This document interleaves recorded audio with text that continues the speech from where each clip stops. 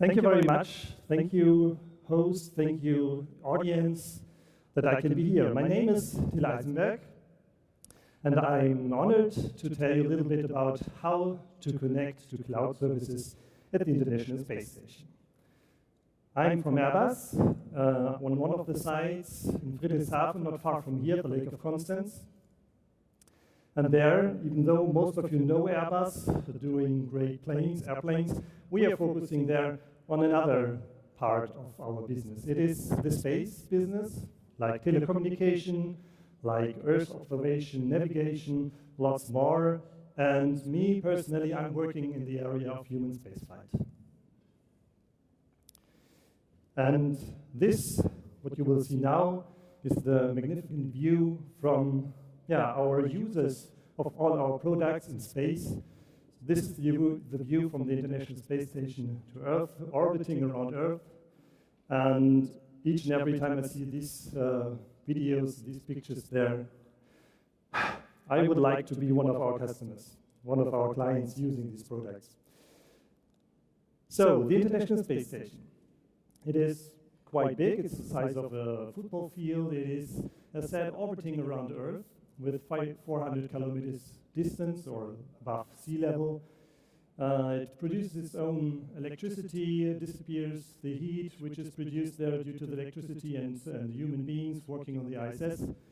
And it's a speed of more than 27,000 kilometers per hour, which means if they would not travel around Earth, they could do the travel to Moon and back in one day. Quite a speed, but also with this orbiting around Earth, it means that they are turning around Earth each 90 minutes, so day and night every 90 minutes. And we are, with our products, located normally in the Columbus module. Here you can see one of the ESA astronauts doing an ISS tour, moving into the Columbus module. This is where all the science, or most of the science from Europe is taking place. You can see there, quite crowded, quite stuffed. It's no wonder, because all the experiments, all the science parts have to take place in this area. You see the dimensions, it's limited, but it's enough space to do a lot of different work. But how is everything controlled from ground? We need live communication. There is daily talk to the crew. There is housekeeping data to be observed. And therefore, we have this EDRS, for example, the European Data Relay System.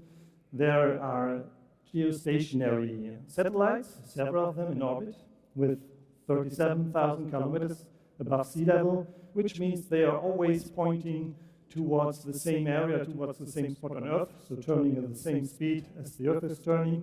So you know exactly where to point at. That's why we have laser communication possible.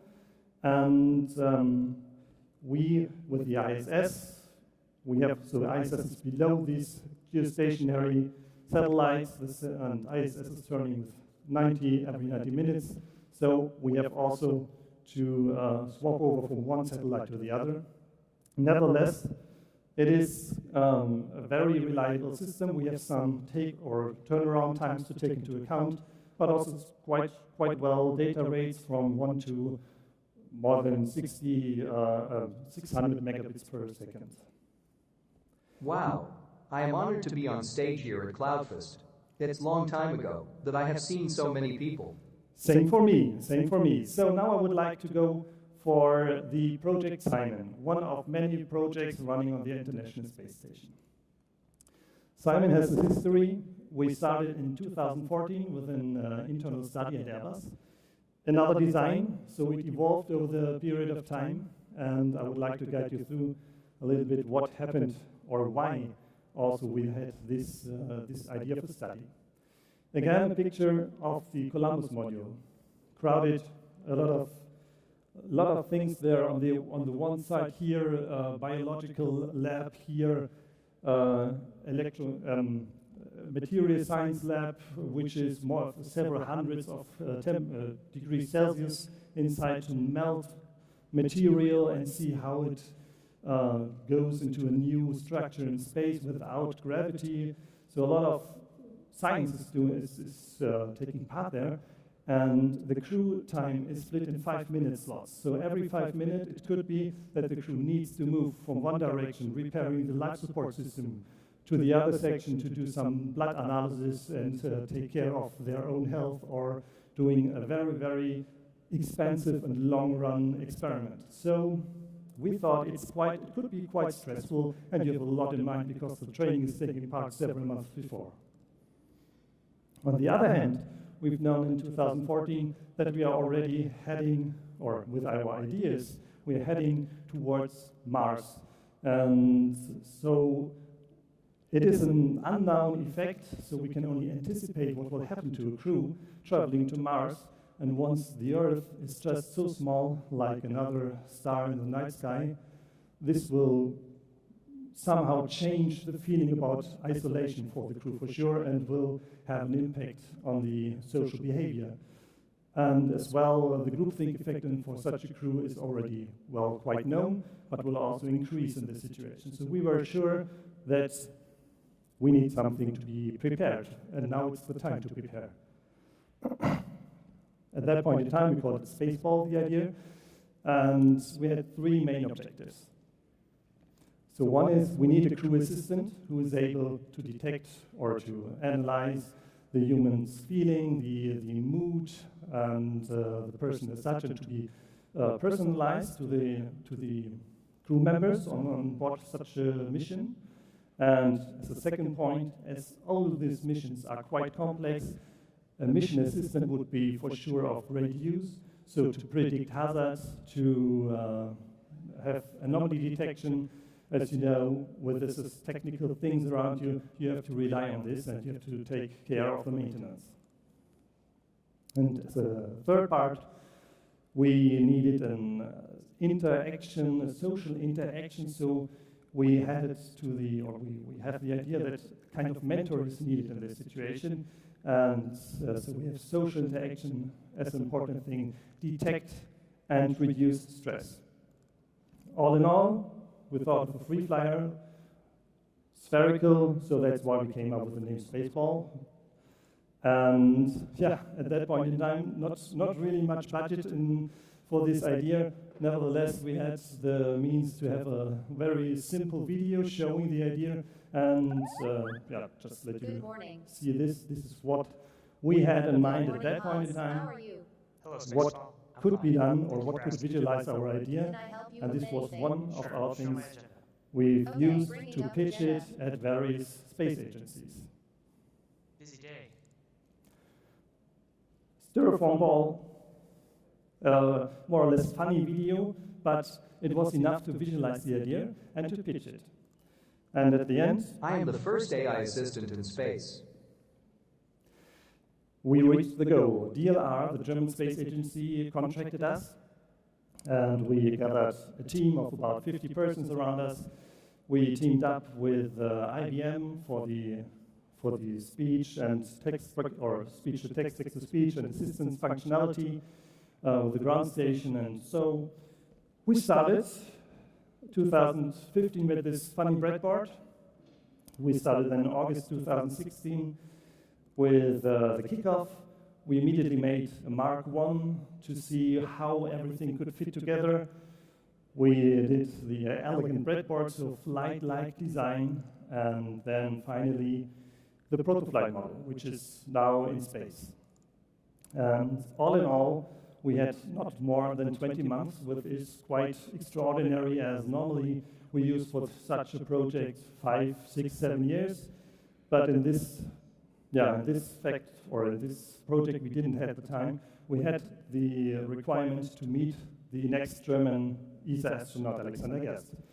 So we managed it, being a fast-track project with some nice methodologies like concurrent engineering and Scrum, and thankfully for my complete team, a great team spirit. So we didn't hang up. We focused on the goal, and we included some, more or less by coincidence or by the need of being quick, some of the nice buzzwords at that period in time, like mostly everything of it is, or of him, is 3D printed, a lot of commercial off-the-shelf parts included, so it is quite an agile approach. Also on the hardware side, we apply to it. So my name is Simon, and I am a collaboration between DLR, Airbus, and IBM. The design challenges for all our team. There were a lot of parts which needed to be put together. For example, the product design. We have been inspired by various more or less well-known icons or idols. Also, the name Simon is related to what you see here, to Professor Simon Wright of Captain Future. It was the idea of our customer to name it like this, and also it has a certain similarity also in the use case. Why is the spherical phase or shape?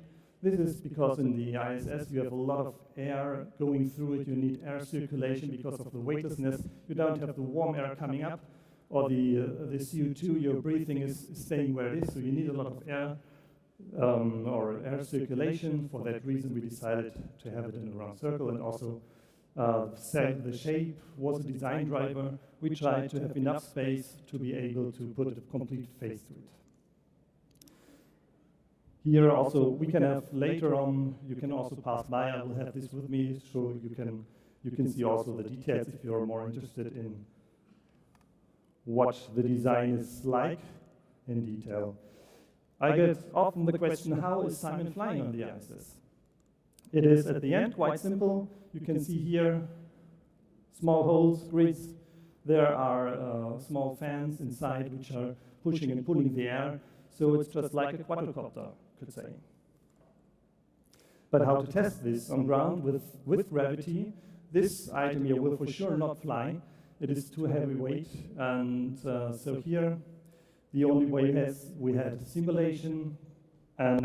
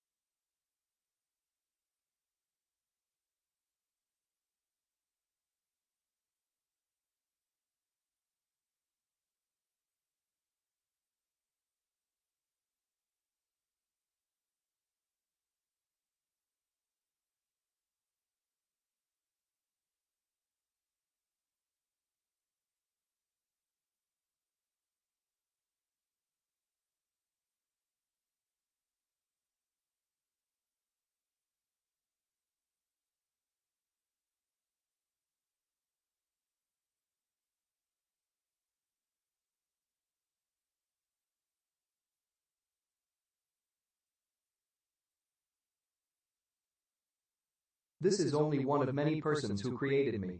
Don't give him too much credit.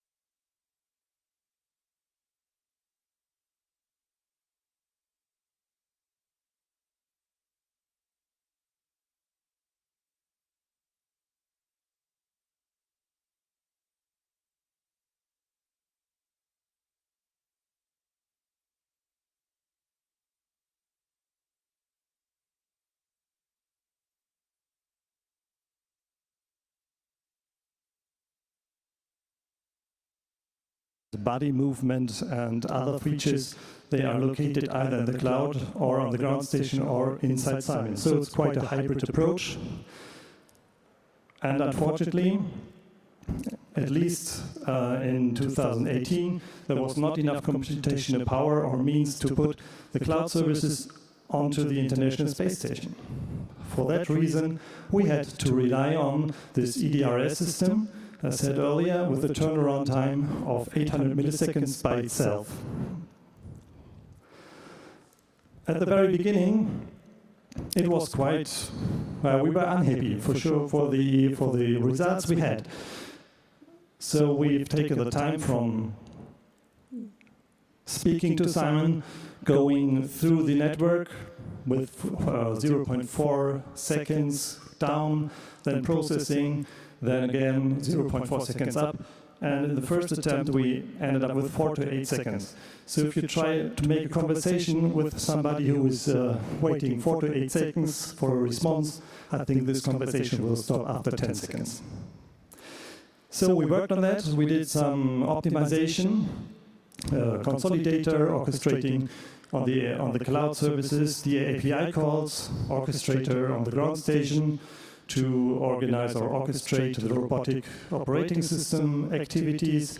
So we ended up with about 2 to 3 seconds turnaround time, which is quite acceptable. And again, if you try to make a conversation with somebody and it takes about 2 seconds, it sounds a bit long, but on the other hand, most of the time, the first second is just some filling words. If you take care of this or look at it, you will see 2 seconds is quite okay, at least for this specific environment. And now I'm coming to the last part of the presentation just to show you about how we were planning to bring CIMON to space. Also a very, very nice moment seeing a launcher and then knowing all your work is placed inside and you see the counter going down. It's very impressive. And on the 15th of November 2018, it was the first date when we have seen on the ground station and with this live video, and it was really, really intensive this moment to see how Alexander Guest was saying, "CIMON, wake up," and we were waiting and hoping that the end-to-end connectivity was working as expected.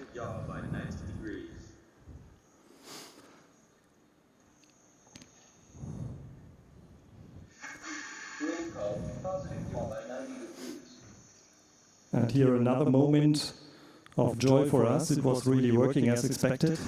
And then a funny moment, for us at least.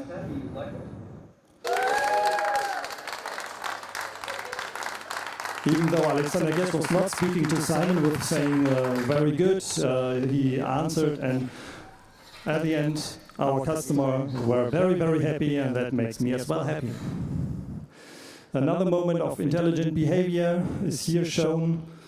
He's actually floating there by himself, so I don't want to disturb him right now. A misunderstanding, but at the end, releasing stress in this situation. I'm not mean. He's telling me I'm mean. Oh dear, I feel you. I can already hear your stomach roaring. He's a bit sensitive today. Look for when it is time for food. And he's hungry. He tells me he's hungry. Yeah, it's lunchtime, so what does a robot eat? And as the last point, this was the latest mission with Luca Parmitano, and this summarizes quite well where we are at the moment. This is a technology demonstrator. And here we demonstrated that the verbal interaction is running. We showed to the crew what is possible. Here only one of the big movements is shown, so absolute navigation for taking pictures. This is for us, an important point to support the crew as a technology demonstrator. And now, in the next weeks, we will have Matthias Maurer doing very, very exciting new steps with CIMON. So stay tuned and please enjoy the last part of the video. Simon, what can you do for me?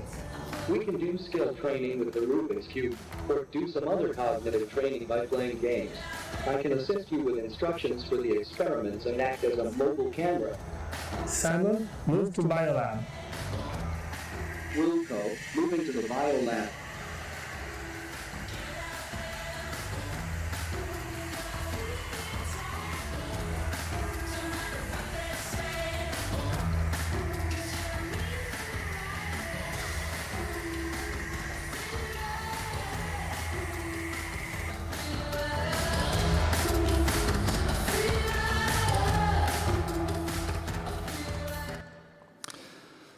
So, thank you very much for your attention. It was an honor to be here and hope to see you during the day. You and Simon, as I'm just like, hi. Are you following me with your eyes, actually? You can do that, right? Normally, yes, but Yes. now it's not connected. No, okay. As I'm a woman, I have one question. We're all talking about diversity these days. Simon is a guy or? Gender neutral. Oh, okay, thank you. His name is not. No, it isn't, but There had to be a name, right? it had to be a name, and it's more the name of the project, and suddenly it became the name of the sphere as well. Okay, so what's next? I mean, you were so fast with the development of Simon. You already have plans, right? Right, the next step will be to bring all the services to the ISS. So now we are from edge device really more back to an on-orbit cloud. But yeah, this is needed. As we are going to Moon and Mars, we need really the computation power at the point of care. Wow. Okay, so there will be like a Simon 2.0 or 3.0 one day, or CIMON? From Simona. Simona? We hope so, and we are working on that very hard to let this happen, yes. Jill, I have a question. Can Simon learn? Is it learning actually, like we do in AI? It is learning, for example, the environment. So the map is trained in real time to let him know where to move or where obstacles are. On the other hand, everything else for the verbal interaction is trained. It's pre-trained, and so yeah, it needs to be controlled in our specific environment, also for political reasons and for other things. It is. Would you call him a rather nice guy? I would say. How did you choose the personality for Simon? Well, it was also a decision from the complete team and from the customer. So the personality is, he has several modes, let's say. Yeah. He's in the professional mode when he goes through a complex procedure. So he's they're not smiling or not so in a funny mood, for example. But on the other hand, when he knows he's in the social interaction mode, he is he likes to make some fun. He's smiling. He's acknowledging if you insult him, like in the video, he will call back. You really want him to be your friend, actually. Yeah. Don't mess with Simon. No. Can I actually, like with my navigation system, can I choose a different voice? Yes, this can be done in a different voice. So we ask each and every time the crew if another voice is needed or appreciated, so we could change the voice as well. We can change the face, or also a woman or a man is also possible. It is possible, but for the moment, gender neutral. Yeah. But talking about women and men and all of that, is he reflecting to certain people, or is Simon reacting to just anybody who talks to him? He reacts to anybody who's talking to him. But at the same time, for the crew, the system is trained. So Simon would acknowledge the crew, would call the name of the crew once he sees him. So yeah. Okay. So that was very impressive. Thank you so much, Till. Thank you for being here. Thank you. We kept you on stage longer.